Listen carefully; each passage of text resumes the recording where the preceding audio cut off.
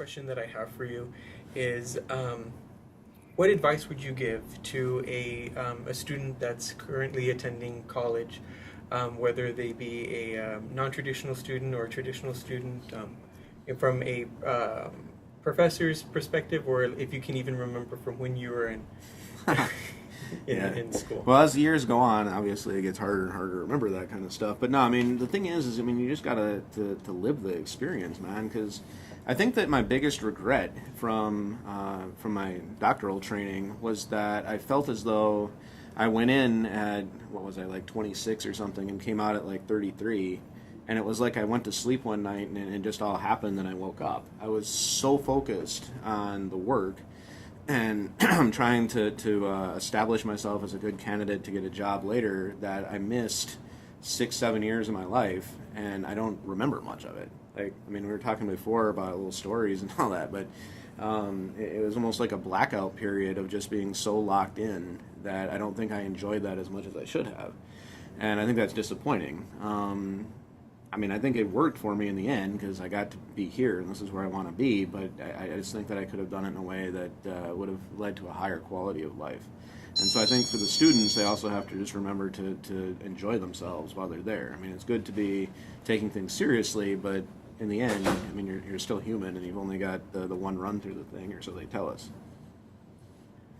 And what would you say about those that are in a rush that I got to finish in 4 years, and it looks like they're not going to finish in 4 years, and they're kind of bummed out that they're gonna be in school for 5 years, and it's a 4-year program where they're going to finish their master's degree in like 3 years or something like that.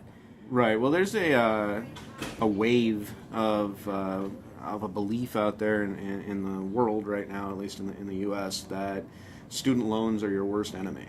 And no matter what, you need to get through as quickly as possible. And if you have to compromise experiences and learning along the way, so be it, because that magic number of your student loan at the end is what matters. And I don't agree with that. I mean, I have student loans of my own, I think somewhere in the neighborhood of about $450 a month for 30 years. And I couldn't be happier about being where I am. And if you told me that I would have to be somewhere else and I could lower that down to $150 a month, I wouldn't do it. It just goes out the same way as car payment goes out or something else. I don't think about it. It's just there. So, yeah, I mean, if you think about, okay, well, $450 a month I'm going to pay out in a student loan, and I get to live the life that I want to live, or I get to pay less per month, or maybe nothing per month, but I'm not doing what it is that I want to do. Which one do you think is going to be leading to more suffering in the end? And that doesn't mean that you should intentionally go out and run up as big of a bill as you can. You have to be smart about it and take opportunities as they present themselves. But don't shortchange yourself in the name of just keeping a student loan to a magic number. That is a perspective that I've never heard, but I really like it. Thank you. That's very inspiring. Well, thank you, Dr. Sperling, for being here with us on Psych Ready. Your first time being here, and I hope this is not your last. And now you're Psych Ready.